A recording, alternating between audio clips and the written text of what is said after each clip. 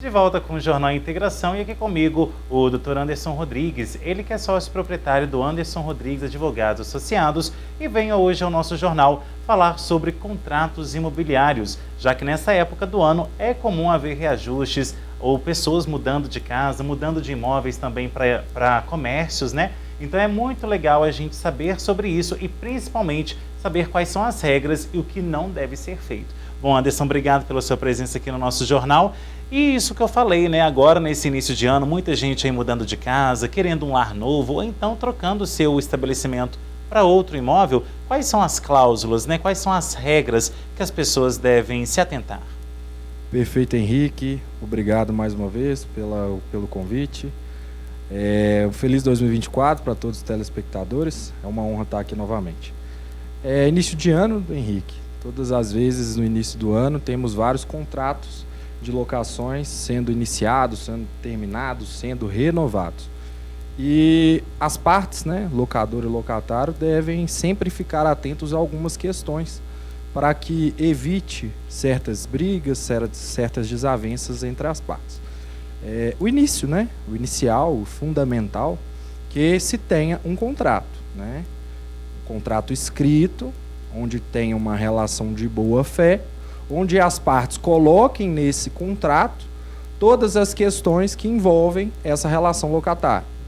As partes, o valor, o objeto, que é o que está sendo alugado, e o tempo de contrato, né?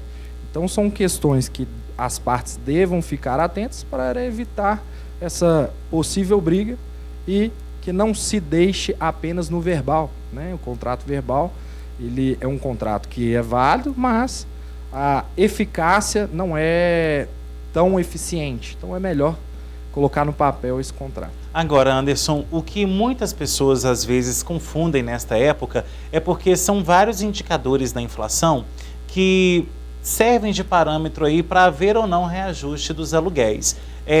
Hoje, o IPCA e também o IGPM são aí índices bastante usados. Quando então aquele dono do imóvel ou então aquele inquilino pode ou não aceitar ou recusar um reajuste do aluguel? Perfeito.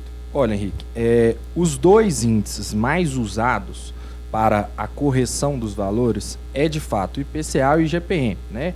O IPCA, que é o índice de preços, do Índice Nacional de Preços ao Consumidor, né? E o IGPM, que é o Índice Geral de Preços Médios.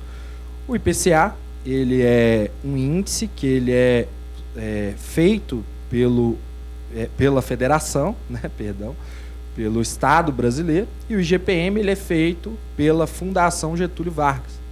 O IGPM ele também é disponibilizado todos os meses e o IPCA também. O IPCA nós temos atualização amanhã e o IGPM no dia 17. O IGPM de 2022, as pessoas devem ficar atentos, pois ele teve uma redução de menos 3,18%, ou seja, em 2022, né, a época da pandemia, o IGPM subiu muito e agora nós tivemos em queda. E agora nós vamos saber o índice, né, de janeiro. Então, são questões que as partes devem ficar atentas, né?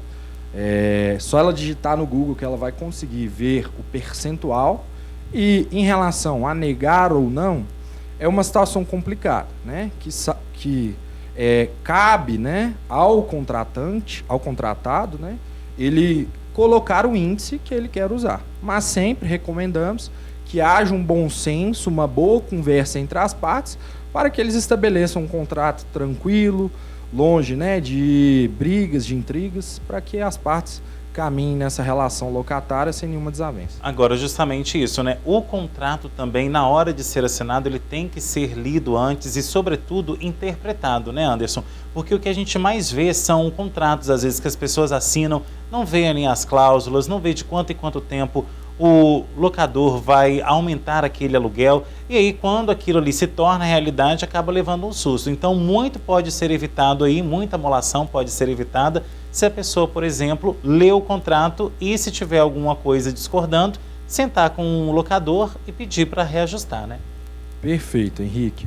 A grande questão que envolve essa seara de contratos é que às vezes as pessoas elas ficam muito presas ao que o Google fornece ou ao que outro instituto fornece, mas existem profissionais da área jurídicas capacitados para dar orientação jurídica. Então é fundamental que as partes estejam acompanhados de um profissional jurídico, né, para que eles ou elas possam orientar das cláusulas desse contrato, dos riscos, do que está contingente, do que está correto, do que não está correto.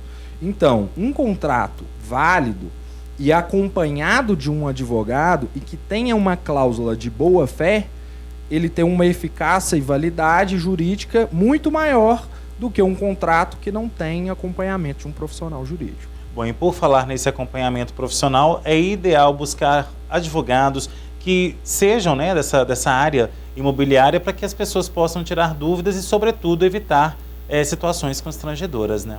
Perfeito. A questão imobiliária, ela envolve diversas discussões, leis municipais, leis estaduais, leis federais. Então é fundamental que as partes estejam acompanhadas de um especialista para verificar se nesta relação, né, se naquele contrato, todas as cláusulas vigentes ali, elas possuem eficácia ou não, né? As partes devem ficar atentos também quanto ao prazo, uma grande pegadinha que tem, né? E aí em relação ao locador, que muitas das vezes as partes, o locador acredita que em caso de inadimplemento do locatário, ele tem que esperar 3 meses para entrar com uma ação de despejo. Isso não acontece, né? A partir do momento do primeiro mês e sendo enviado uma notificação extrajudicial para comprovar a boa-fé, já se pode entrar com a ação de despejo, né? Então, essas são uma das questões que as partes, ou o locador ou locatário, devam ficar atentos. Agora, e a gente tem que citar para as pessoas o quão isso é importante, porque a gente está vendo o mercado imobiliário mega inflacionado e também movimentado, né? Todos os dias aí chega construtor em Pará de Minas, tem prédio sendo levantado, tem apartamento sendo colocado para alugar, tem casas colocando para vender também. Então, como que fica essa relação também, não só dos imóveis para alugar, mas também a venda? Porque na hora da venda também envolve diretamente esse direito imobiliário, né? Perfeito. Olha, em relação à questão de venda, Henrique, as partes também têm que ficar atentas ao que consta no contrato, né?